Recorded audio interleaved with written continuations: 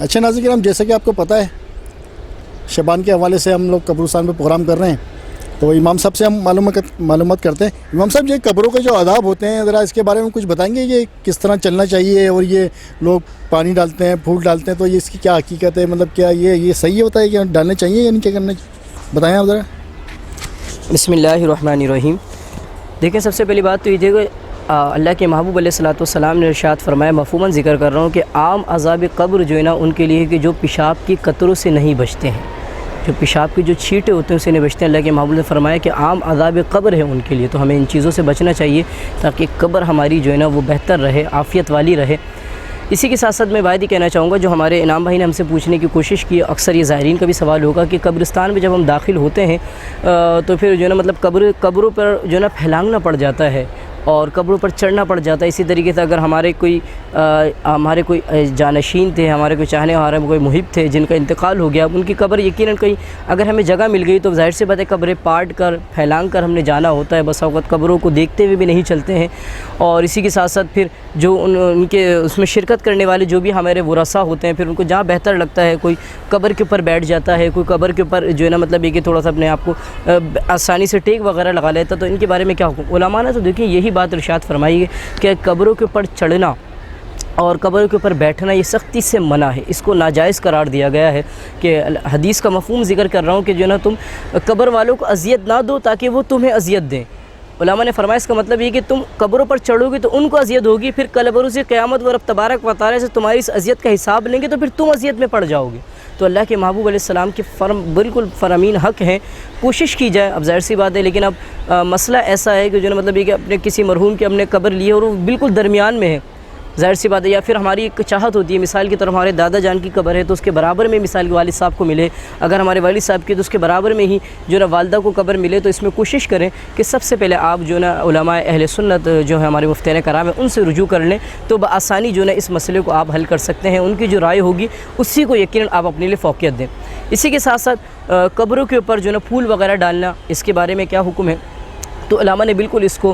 مباح اور مستحب قرار دیا، بالکل جائز ہے بلکہ حدیث مبارکہ سے علماء نے اس مسئلے کو بات کیا ہے کہ حضور علیہ الصلوۃ والسلام قبرستان میں داخل ہوئے، حضور علیہ الصلوۃ والسلام صحابہ کرام علیہ مردوان کے درمیان تھے، دو قبروں کو حضور روایت ہیں کہ حضور علیہ الصلوۃ والسلام نے دیکھا تو ان پر عذاب دیا جا رہا تھا، تو اللہ کے محبوب علیہ الصلوۃ والسلام نے ایک درخت کی ٹہنی نکالی اور اس کے دو ٹکڑے کیے اور ایک عذاب یعنی کہ ایک قبر پہ رکھا اور ایک قبر پہ۔ صحابہ کو فرمایا کہ جب تک یہ ٹہنیاں تر رہیں گی، تازہ رہیں گی، اللہ کی تسبیح بیان کرتی رہیں گی، یا جب تک یہ ٹہنیاں تازہ رہیں گی تو اللہ تبارک و تعالیٰ ان کی قبر میں جو ہے نا وہ آسانی عطا فرمائے گا، اور اللہ کے محبوب علیہ الصلوۃ والسلام نے دعا بھی فرمائی۔ تو علماء نے اس سے یہ مسئلہ ماخوذ کیا ہے کہ جب وہ ٹہنیاں تر ہیں تو ہر اللہ کی تسبیح بیان کرتی ہے، جب اللہ کی تسبیح بیان ہو رہی ہو تو وہاں پر عذاب قبر نہیں ہوتا ہے۔ اسی طریقے سے پھول، تازہ پھول ہمارے یہاں جو ہے نا گلاب کے پھول ڈالے جاتے ہیں، مقصد بھی یہی ہوتا ہے کہ جو ہے نا یہ جب قبر پر ہوں گے تو یہ اللہ کا ذکر، کیونکہ ہر شے اللہ کے ذکر سے معمور ہے یقیناً، تو جب اللہ کا ذکر کریں گے تو الحمدللہ ہمارے مرحوم کی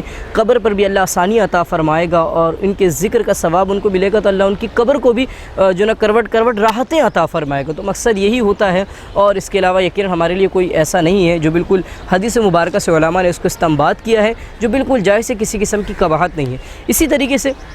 قبر پر پانی وغیرہ ڈالنا جب ہم آتے تو یقیناً تو علماء نے فرمایا ہے کہ دیکھیں پانی ڈالنا تو بالکل جائز ہے، لیکن جو ہماری یہاں ایک جو روش اور کانسیپٹ ہے نا وہ تھوڑا سا بس اور آؤٹ ہے۔ ہم یہ سوچتے ہیں کہ اگر پانی نہیں ڈالیں گے تو پیاسے ہوں گے، اور اگر پانی نہیں ڈالیں گے تو پیاسے رہ جائیں گے، ایسا کچھ نہیں ہے۔ اگر آپ یقیناً ان کے صدقے دل سے ان کے لیے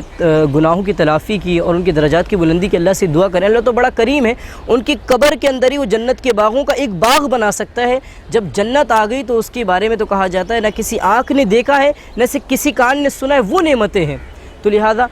پانی اس مقصد کے ساتھ ڈالنا کہ جو ہے مثال کے طور پر وہ پیاسے ہیں اور ان تک یہ پہنچتا ہے، ایسا کچھ نہیں ہے، بلکہ علماء نے فرمایا کہ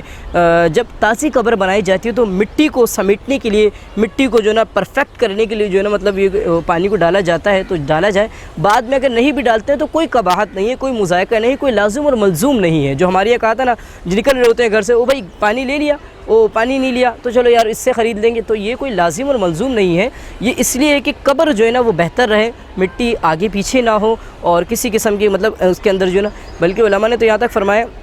اگر اس نیت سے ڈالنا ہے کہ پھول چھڑکنے کے بعد پھول ڈالیں، اس پر ہلکا سا پانی ڈال دیں تاکہ پھول اس میں جذب ہو جائیں اور اچھے طریقے سے اللہ کا ذکر کرتے رہیں، تو اس سے جو ہے نا جو قبر ہے وہ جو مرحوم ہے ان تک اس کا ثواب پہنچتا رہے، تو اس میں کسی قسم کی کباہت نہیں بلکہ یہ باعث ثواب ہے۔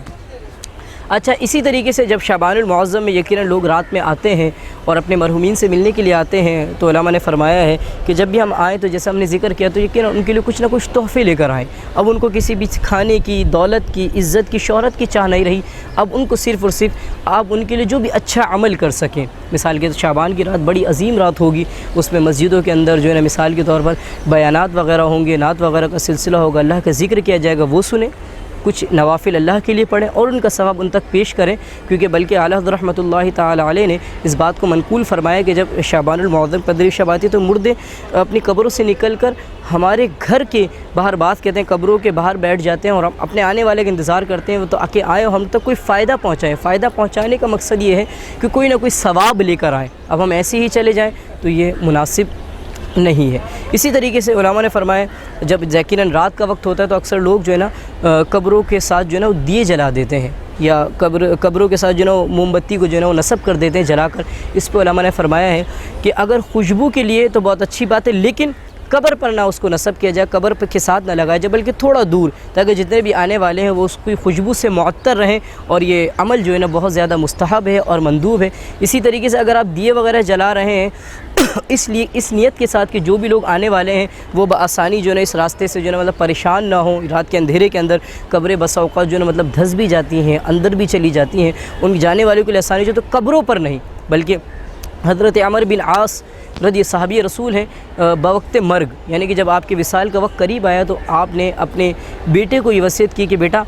میرے انتقال کے بعد، میرے وصال کے بعد میرے ساتھ جو ہے نا 2 قسم کے لوگ، ایک آگ نہ جائے اور اسی کے ساتھ ساتھ کوئی نوحہ کرنے والی نہ جائے۔ تو لہٰذا یہ تو مطلب صحابہ کرام علیہ رضوان کا طریقہ تھا، تو ہمیں بھی چاہیے اگر یقیناً ہم دیے کی روشنی جلانا ہی چاہتے ہیں تو جو آنے والے زائرین ہیں، جو آنے والے جو لوگ ہیں ان کو بآسانی جو ہے نا وہ راستے کے اندر کسی قسم کی مشکلات نہ ہوں، اس کے لیے کرنا چاہے تو کوئی کسی قسم کی قباحت نہیں، لیکن جبکہ قبر پر رکھنا اگربتی کو یا پھر دیے کو، اس کو جو ہے نا علماء نے منع فرمایا ہے، اس کو سختی سے اس سے جو ہے نا مطلب قبر کو جو ہے نا تکلیف اور اذیت ہوتی ہے۔ جزاک اللہ۔